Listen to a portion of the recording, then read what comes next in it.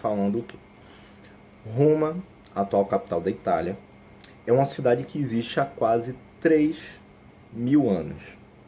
Sua idade é facilmente perceptível pelas construções de diferentes épocas encontradas no centro e nos arredores de sua área urbana. Mas por que o patrimônio cultural dos antigos romanos continua tão importante nos dias atuais? Em seu conjunto, essas construções compõem um valioso patrimônio histórico que fornece informações sobre a cultura e a sociedade que lá se desenvolveram ao longo do tempo. Por isso, mesmo o simples exercício de caminhar pelas ruas de Roma pode dar a seus visitantes a sensação de percorrer um verdadeiro museu ao céu aberto. Afinal, uma história diferente e fascinante pode ser facilmente descoberta em muitas de suas esquinas. É o que a gente fala sempre a respeito da valorização do patrimônio cultural local, né? Esse patrimônio histórico, patrimônio cultural. É como se você fosse andar pelas ruas de Aracaju, olhando para os prédios, olhando para as praças, as estruturas que foram construídas desde a fundação da cidade de Aracaju, desde o surgimento de Sergipe. Né? Claro, muito mais recente do que esses 3.000 anos que Roma já possui. Né? Mas isso traz muito da importância de você poder chegar e caminhando pelas ruas e caminhando pela cidade e olhar para a história do local, sem precisar falar nada, sem precisar ter nada escrito, mas só de você olhar e ver, pô, isso daqui ele tem algum significado. Quando você conhece o significado, melhor ainda, mais incrível ainda se torna. Mas o tipo de arquitetura fala muito a respeito do que é aquilo dentro da cidade. Se você for andando pelas ruas de Aracaju, se você for pegando, por exemplo, ali na própria área da Praça Fausto Cardoso, a construção da Assembleia Legislativa, da Prefeitura, os prédios que tem ali nos arredores, vocês vão ver uma influência muito da arquitetura moderna, surgida a partir mais ou menos ali do início do século XX. Vai ver muito da arte nouveau, a arte déco, que é algo que vocês vão ver ainda daqui a...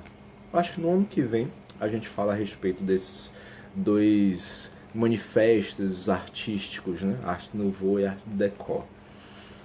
Mas enfim, o que é que importa pra gente aqui é a gente começar efetivamente a falar sobre mitologia e poder na Roma Antiga.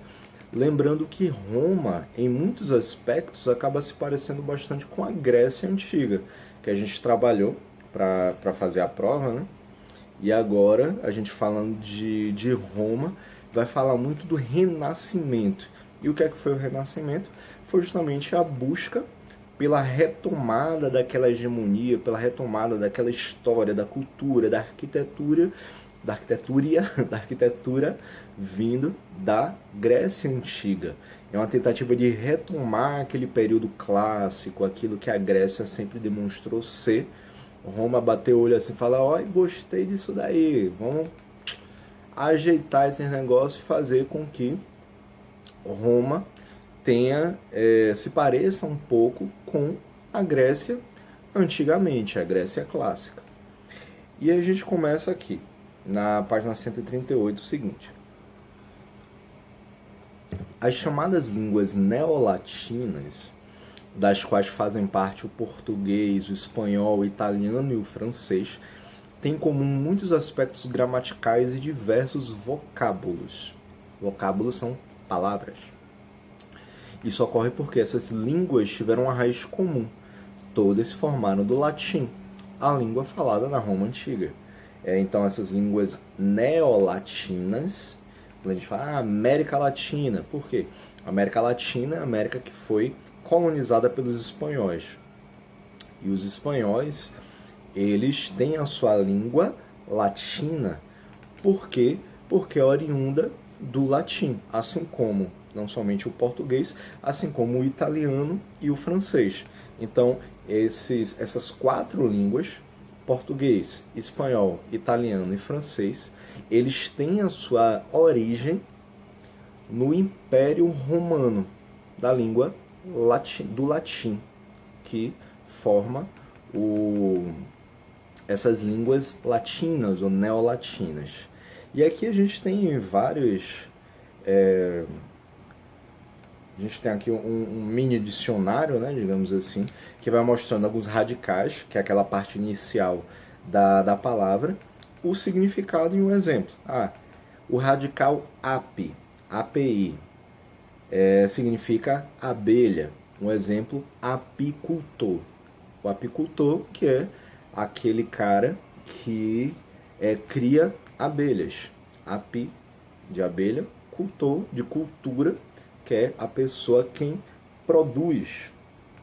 Aqui, inclusive um pouquinho mais abaixo, tá aqui, ó, o radical cultura, que é o ato de cultivar. Aí, cafeicultura, o apicultor ou apicultura. Se o apicultor é aquela pessoa que cria abelhas, a apicultura é a criação de abelhas em si. Agricultor, agri significa campo. Então, é o trabalhador quem cultiva ali no campo, agricultor. E aí, o cultivo do campo, o cultivador, a pessoa que cultiva é o agricultor. O ato de cultivar o campo se chama agricultura. E aí a gente vai ter agricultor, apicultor, cafeicultor. Aqui mostra cafeicultura, que é o ato de cultivar. Mas quem cultiva é o cafeicultor, que cultiva o café.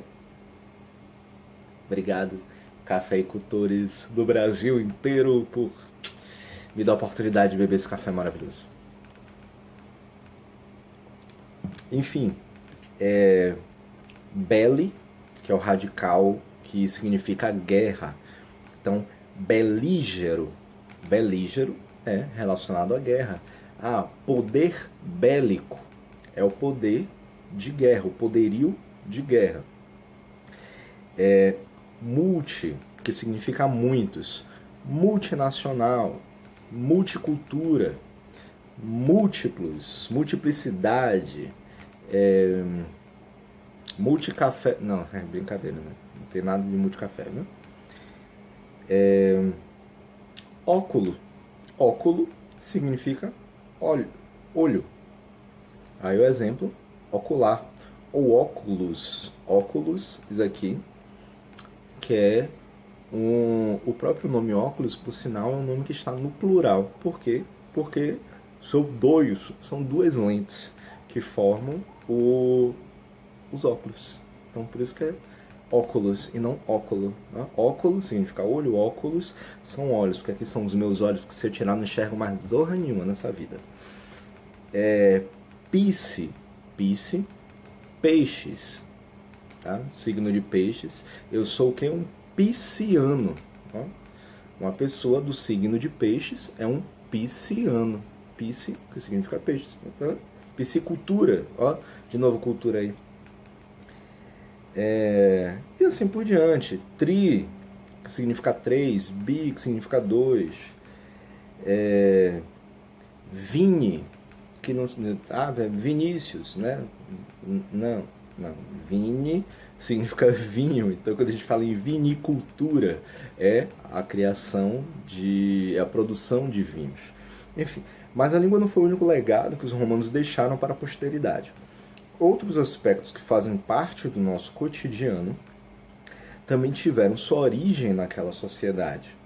Entre eles encontram-se a república, forma de governo adotada pela primeira vez em Roma, a noção atual de direito, inspirada no conjunto de leis adotadas pelos romanos, e a prática da sauna, derivado do hábito romano de frequentar banhos públicos. Professor, como assim banho público? Todo mundo tomando banho pelado junto? Não. Banhos públicos são como se fossem os clubes. Sabe o clube? Tem lá a piscina, tá? A galera vai toda lá. Os adultos vão tomar cervejinha, os mais novos tomar um refrigerante, comer uma batata frita, pá. A galera que gosta de ir pra piscina, outros vão ali jogar bola, outros ficam lá só olhando as árvores ao redor. Tipo, quando se fala em banhos públicos, na verdade, eram os clubes de antigamente. lá no período da existência da Roma Antiga, é que eles se chamavam dessa forma. Mas depois a gente vai falar um pouquinho melhor a respeito disso. E é muito importante analisar a história da Roma Antiga para entendermos o porquê, mesmo depois de mais de 2000 anos, esses legados continuaram tão vivos em nossa sociedade. E pronto, a gente começa aqui com a página 139. Isso aqui foi uma introduçãozinha e tal. É interessante a gente ver esses radicais, os significados, tal, a origem de várias das palavras que a gente usa hoje em dia, usa dentro do nosso cotidiano, eles são oriundos justamente de Roma de 2000, 3000 anos atrás. Enfim. De acordo com o mito sobre a origem de Roma, aí já na página 139. De acordo com o mito sobre a origem de Roma, havia na região um pequeno reino chamado Alba Longa, que era governado pelo rei Númitor. Ele tinha um irmão invejoso, inveja mata, viu gente? Amúlio, que o prendeu e tomou seu lugar. Bicho safado, bicho rei safado. Com inveja do irmão, chegou, prendeu o próprio irmão para poder se tornar um rei de Alba Longa. Que bicho safado, né? Temendo que sua sobrinha, Rea Sílvia, tivesse um filho que herdasse o trono, mandou prendê-la também. O safado mandou prender todo mundo. Prendeu o irmão, prendeu a sobrinha. Só que aí, o que é que aconteceu?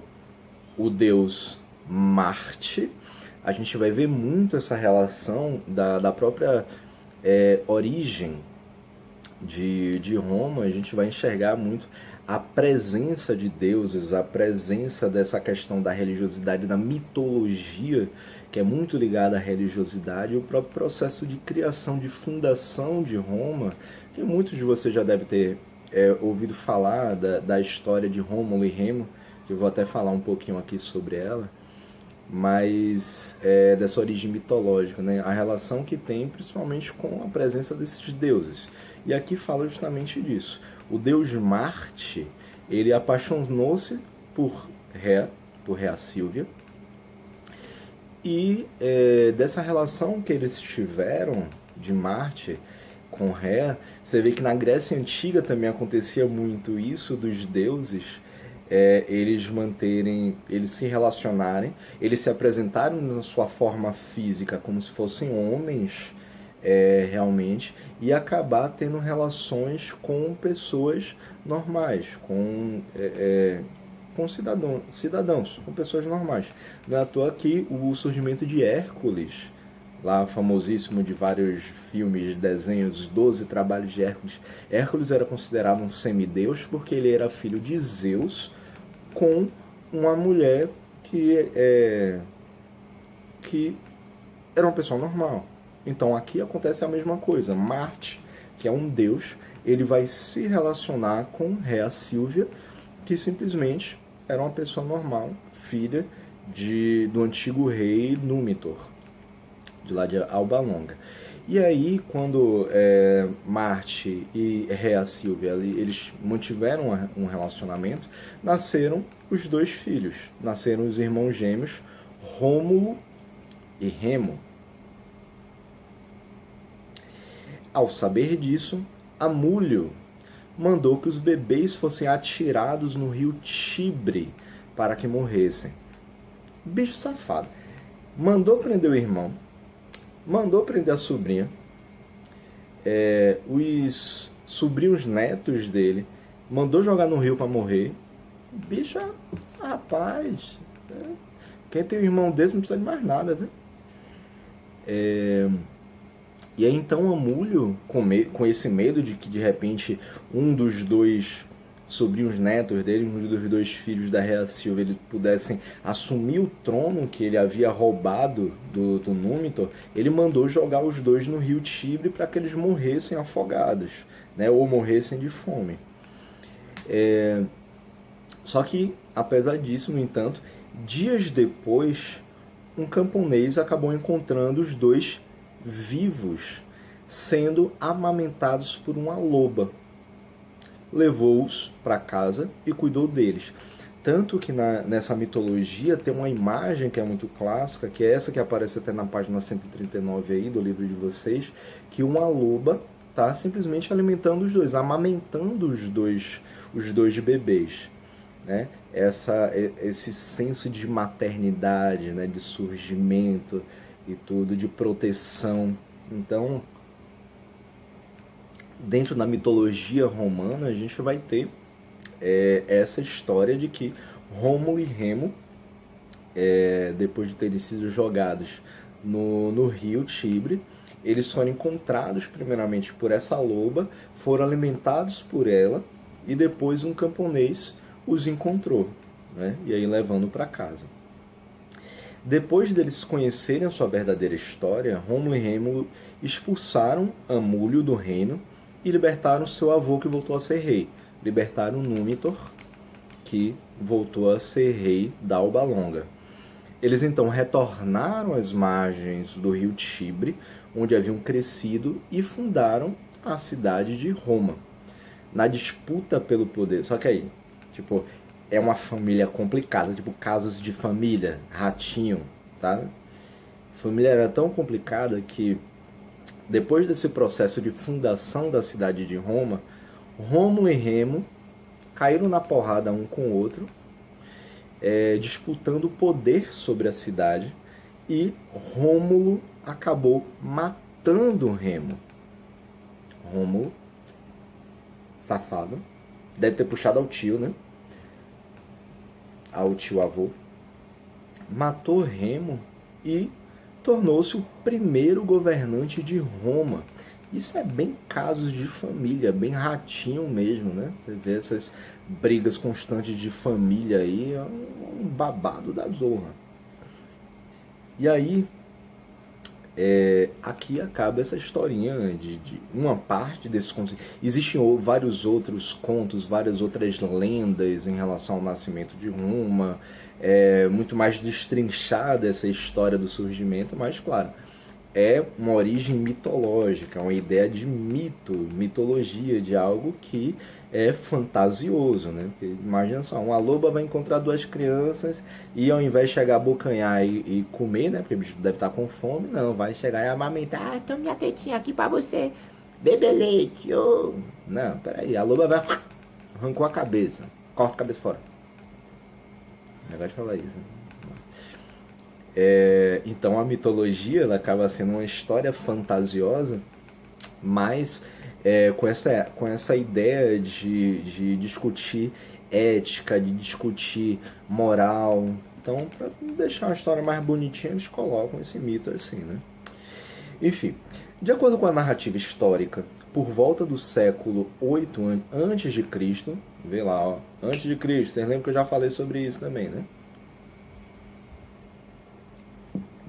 8 antes de Cristo, formaram-se às margens do rio Tibre aldeias de povos agricultores e pastores, principalmente latinos e sabinos, que uniram-se provavelmente para defender de invasores, dando origem à cidade de Roma, né? Então, essa galera começou a ficar ali nas margens do rio Tibre, né? Esses agricultores, esses pastores. Pastor, gente, de pastoril, viu? Não é o pessoal assim, pastor evangélico assim, amém, Senhor Jesus, porque a Bíblia... Não, calma, relaxe, viu?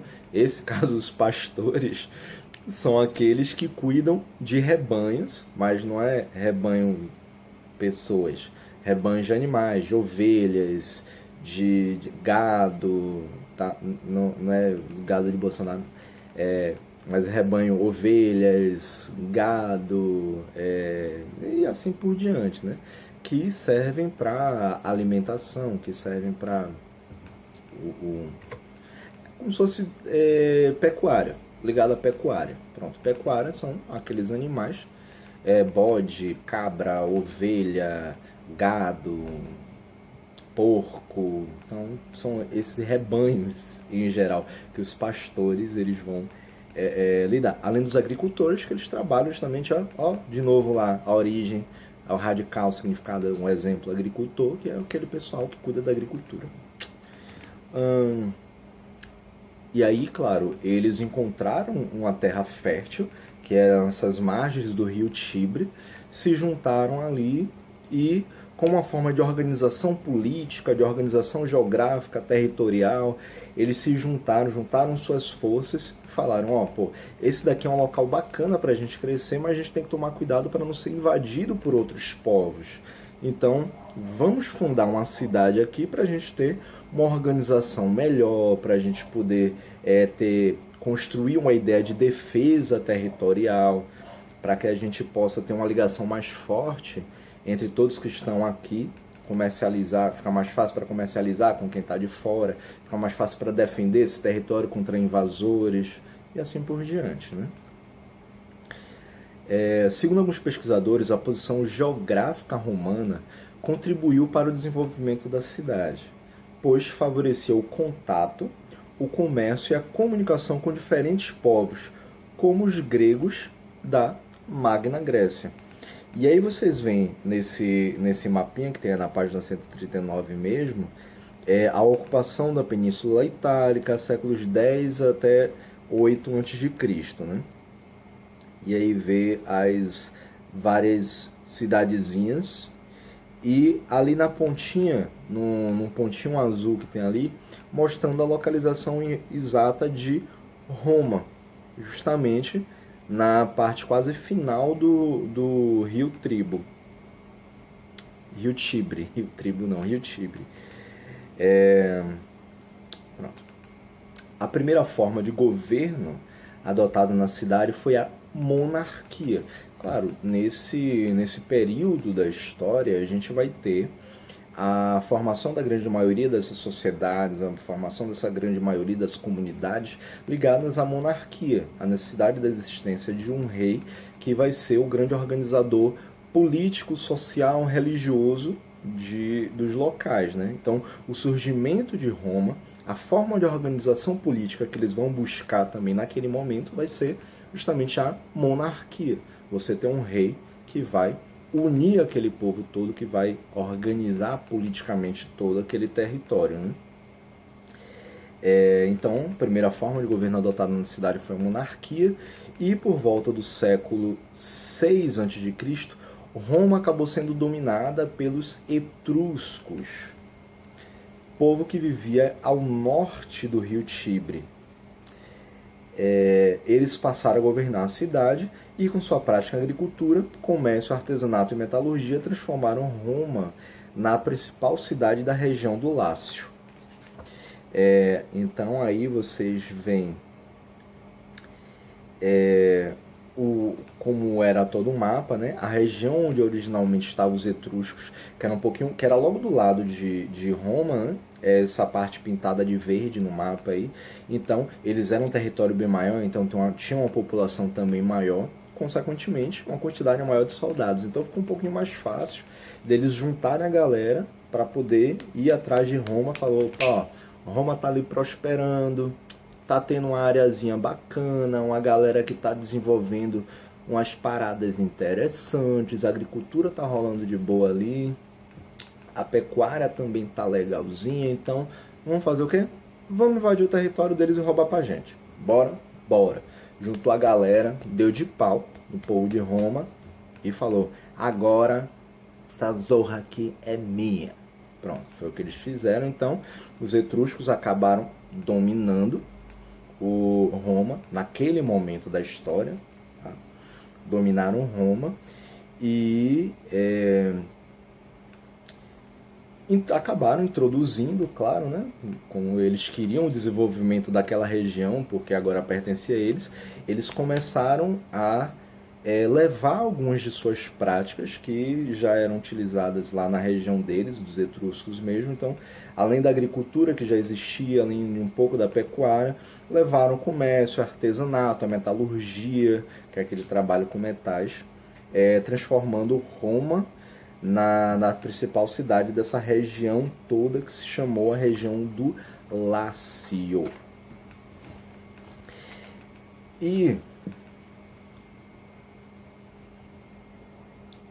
E eu vou terminar essa aula fechando só essa parte daqui com o seguinte: o historiador Tito Livio, que viveu entre os anos de 59 a.C. e 17 depois de Cristo, escreveu uma das mais conhecidas obras da história de Roma. E aí tem um trechozinho a seguir que eu vou ler para vocês com essa minha voz maravilhosa. Mentira, minha voz normal. Não, na verdade minha voz normal é aquela, né? Toda linda assim. Só que para vocês não ficarem muito apaixonados pelo professor e tal, aí eu leio com essa voz taquara rachada aqui mesmo, só para vocês verem que de vez em quando eu sou uma pessoa normal. Não é sem razão que os deuses e os homens escolheram este lugar para a fundação da cidade. A extrema salubridade, o que é salubridade? Aqui no nosso glossário, conjunto de condições adequadas à saúde pública. Salubridade dá essas condições. Quando a gente fala uma área insalubre. O que é uma área insalubre?